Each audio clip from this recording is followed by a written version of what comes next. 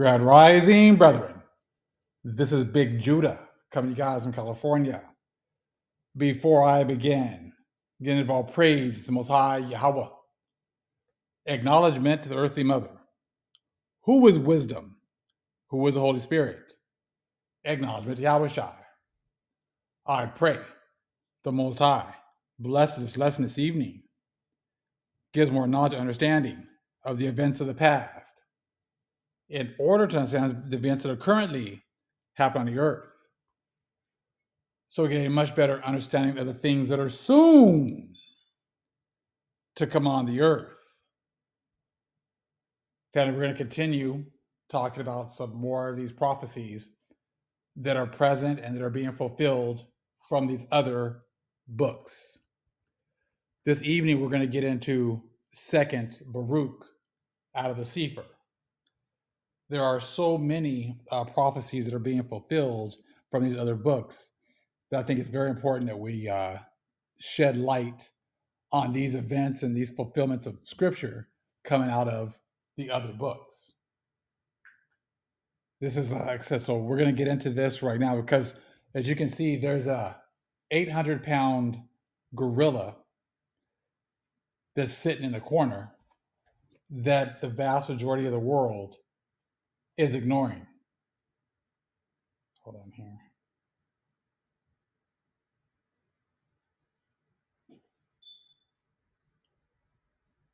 You know, we got people dropping dead left and right, relatively young people, some young, some middle-aged, some older, but people are just, dropping dead left and right.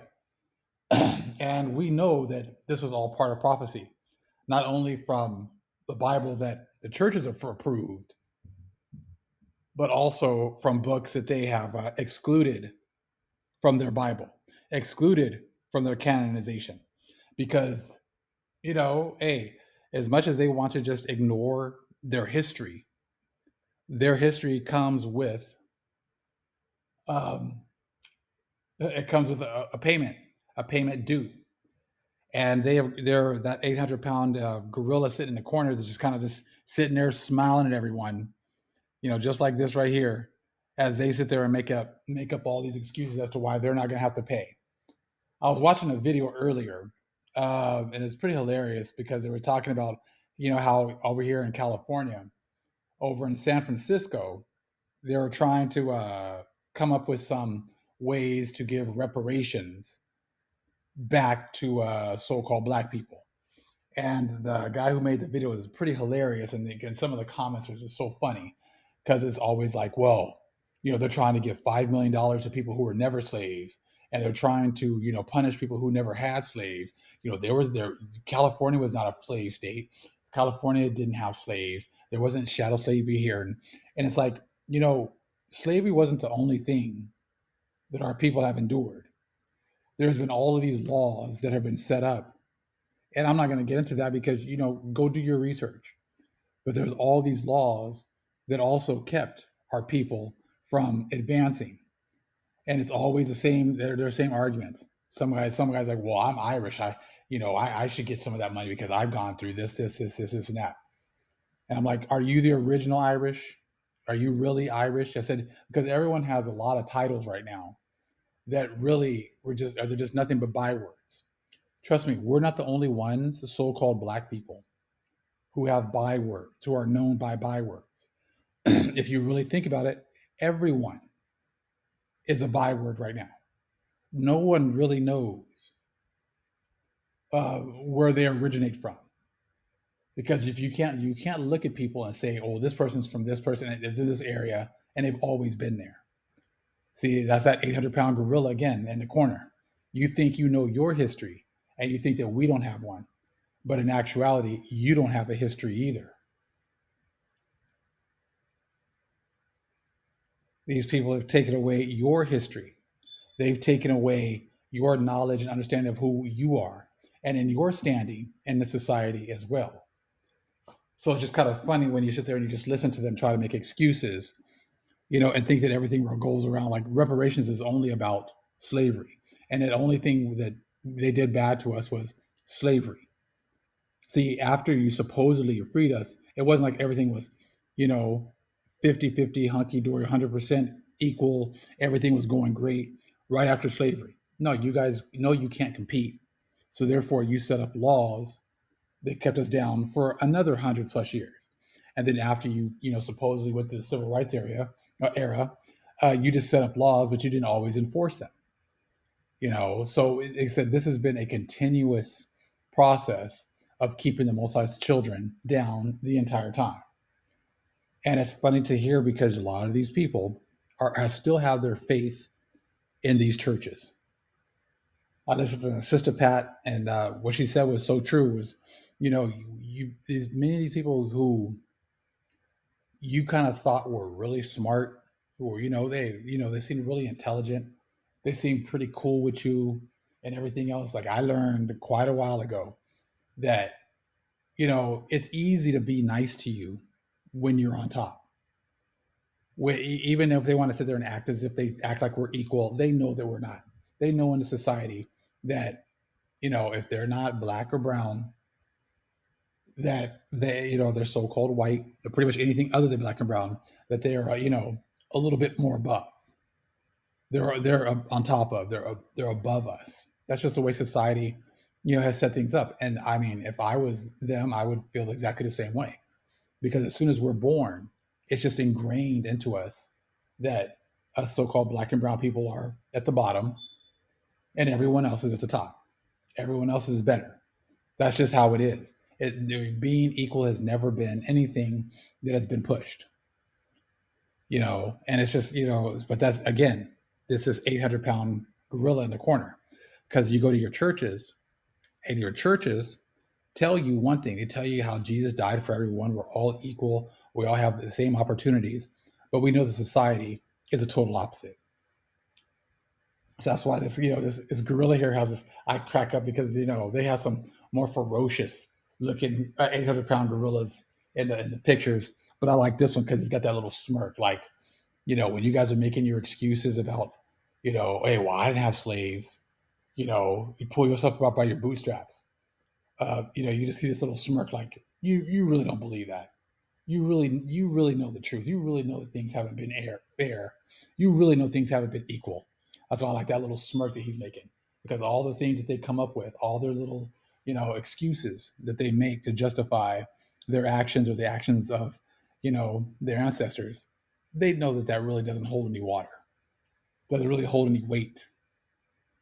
But see, we're going to get into some scripture that's going to show you about, we know that billions of people had the opportunity to follow and put their faith in the Most High or put their faith in men. And 5 billion people chose to put their faith in men. And then, they had to do whatever it was that they were told to do in order to be a 100% full participant in society here. And how even instrumental these churches were, how instrumental your pastors were in getting you to fall in line, how instrumental your priests were getting you to fall in line. They told you that everything was good. Whatever the government's telling you is fine, and don't think for yourself, just do what you're told. But see, now that people are passing away, young people, you know, that shouldn't be having these kinds of issues, are passing away left and right. Now people are starting to, you know, they're starting to have doubts, even though they're not really expressing them. But you can tell now, like, that they're having doubts about what they've done.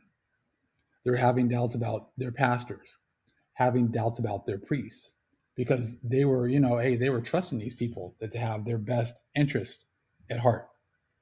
But come to find out that they didn't care about you at all. This was a test, and we've talked about this before. This was a test to see who you're going to put your faith in. And see, faith in your pastor, faith in your priest, was not putting your faith in the Most High. Your pastor and your priest have nothing to do with the Most High. They have to do with this system and getting you to fall in line. And they just did pretty much what they've always done. Now let's read a little bit of here, okay, from the Sefer, okay. And I said we're going to do this quite a bit, Most High willing. I said because other people aren't talking about the other scriptures. They're not talking about how the other scriptures, are being fulfilled as well today. They're taking the same scriptures over and over again and twisting them and trying to make them fit, what they want them to say. And but there's other scriptures like here a little, there a little was not just talking about the 66 books. You can take this information and you can combine it with the Bible. You can combine it with other hidden scriptures as well, and it all makes sense. We're going to start at let's see, Second Baruch from the Sefer 25. Okay, it says, and he answered and said unto me, you too shall be preserved till that time, till that sign which El Elyon will work for the inhabitants of the earth in the end days. This therefore shall be the sign. Okay, when a stupor shall seize the inhabitants of the earth. Is that not exactly what is happening right now? The whole world is trying to ignore that 800-pound gorilla in the corner. A stupor has seized the inhabitants of the earth. 5 billion people are now, sitting there in a stupor right now, thinking, did I make the right decision? Did my pastor really have my best interest at heart? Did my priest have my best interest at heart? Are they really breaking down the Bible correctly? Are the things that they're telling me the truth? This is all part of prophecy. What you're seeing and how you're seeing their reaction to what they've done is all part of prophecy. When a stupor shall seize the inhabitants of the earth, and they shall fall into many tribulations, and again, when they shall fall into great torments. These people are now have made these decisions, and now they're falling into many tribulations. They're falling into many torments right now. So what you're seeing right now with people falling left and right, falling down, falling out, and people just trying to make excuses for everything, trying to make excuses for what they're seeing, or ignoring it altogether. That's all part of prophecy. That was all prophesied in Second Baruch. But see, the governments and the pastors and the priests and medical field, all that, they're all part of the game. Businessmen telling you, the Bill Gates of the world telling you, that this isn't because of this or this isn't because of that. All that is all part of prophecy. Things that were prophesied, but as you can see, since the churches were going to be instrumental in getting people to choose man over the Most High, they had to hide this information. So therefore, they didn't approve these books, because then if you would have saw this before, maybe you would have thought twice about listening to your pastors or your priests. Verse 4, and it will come to pass when they say in their thoughts, by reason of their much tribulation, El Elohim no longer remembers the earth. Yea, it will come to pass when they abandon hope, that the time will then awake. See, as they're going through their tribulations, they're going to think that the Most High has abandoned the earth. But see, He has His children that He is protecting. But there's going to be so much death that's going to seem like the Most High has abandoned the earth, because there's going to be so many people that are going to be passing away and dying, and even people who who the Most High is protecting. He might protect them here. He might take them. He might decide to take them home. Just before the flood, the Most High took many of our brethren or our ancestors, because He didn't want them going through those tribulations here. The Most High has His plans for every single one of us. So some are going to see the tribulation here. They're going to live through it and going to be protected. Some are going to be taken. It all depends on the Most High. But we know about the ones who have chosen this reality over the Most High. you could pretty much we know how their end is going to be. 26. And I answered and said, will that tribulation which is to be continue a long time? And will that necessity embrace many years? Okay, this is important. We got these 12. This period divided into this time here. Sorry, divided into 12 periods, and you're going to see a lot of these things happening at the same time, but you're going to see them happening right now. And he answered and said unto me, into 12 parts is that time divided, and each one of them is reserved for that which is appointed for it. In the first part, there shall be the beginning of commotions. Now we're seeing many commotions. We're seeing, you know, storms like never before. You know, you're seeing weather patterns changing, right? You're seeing battles. You're seeing fights. You're seeing man-made commotions. You're seeing commotions by from the angels, from our cosmic brethren. So you got all these different things that are coming from the Most High. But check out the next part. And in the second part, there shall be slain of the great ones. Now, we're not seeing a lot of supposed famous people passing away every day. You see a lot of people that are supposed to be like great people, and they're passing away at an extraordinary rate. And I'm going to guess it's probably going to continue and it's going to accelerate. But check out the next part. Okay. And in the third part, the fall of many by death. Now, you're not seeing that right now? Are you not seeing people falling, just stumbling and falling over and dying? You see a lot of people that are kind of seeing, demons or seeing something, and they're trying to like fight it off, and then they just drop dead. These are all parts of prophecy. These are all parts of end days prophecies. There's going to be billions of people that are going to be dying. And this connects with many of the prophecies, even in the scriptures, even in the Bible. So again, and in the third part, the fall of many by death. So we're seeing that going on right now as well. And in the fourth part, the sending of the sword. You got people, getting ready for wars, getting ready for battles. Okay. And in the fifth part, famine and the withholding of rain. So right now, we've had some droughts here for quite a long time. We get, some rain right now, but we know that can quickly switch once again. And in the sixth part, earthquakes and terrors wanting. And in the eighth part, a multitude of specters and attacks of the Shedim. And in the ninth part, the fall of fire. And in the 10th part, rapine and much oppression. And in the 11th part, wickedness and unchastity. And in the 12th part, confusion from the mingling together of all those things aforesaid. There's going to be a lot of confusion. And that's what we're seeing. People, many people now are starting to see that, their heaven is falling apart. And it's never coming back again. And it's causing confusion. Because, hey, if you think that you've been going to church and you've been doing the right thing and that your ancestors have been doing all these great things because that's what you've been told when you've gone to school, and the history you've been told about how great you are and how great all your ancestors were and all the things that they've done, and no one's told you the real truth, and now the Most High has raised up his people here at the end to tell you the truth, and you're hating it and you're not liking it and you're not wanting to accept it, it's going to cause a lot of confusion. But that's all part of prophecy. This confusion that you're feeling, this stupor that shall seize the inhabitants of the earth, this is all part of the prophecy.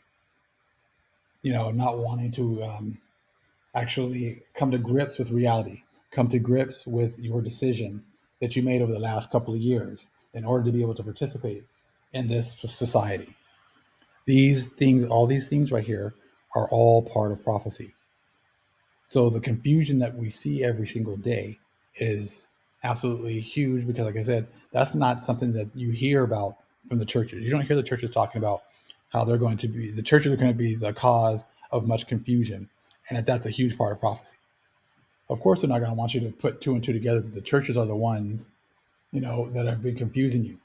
The Catholic Church is in charge of absolutely everything. They give you games. They give you everything else to keep you um, entertained. But they ultimately bring nothing but confusion. That's their job, to keep you confused, because the Most High, He brings stability. He brings understanding. The devil and his minions bring confusion. They bring, like it says right there, the stupor that shall seize the inhabitants of the earth. That's what the devil brings. And see, they made it seem as if it's all about just war, and death and destruction. But all the while, they've been bringing you nothing but, um, you know, confusion and ignorance. And you think that you know something, but when someone else brings you something new, or another way of seeing things, you think that they're the ones that are bringing confusion. But ultimately, you've been the one that's been confused this whole time, and you refuse to actually open your mind to another alternative. And now the Most High is bringing that alternative, and what you do with it is now up to you. Okay, so again, 12. And in the 11th part, wickedness and unchastity. And the 12th part, confusion from the mingling together of all those things aforesaid. For these parts of that time are reserved, and shall be mingled one with another, and minister one to another. Okay?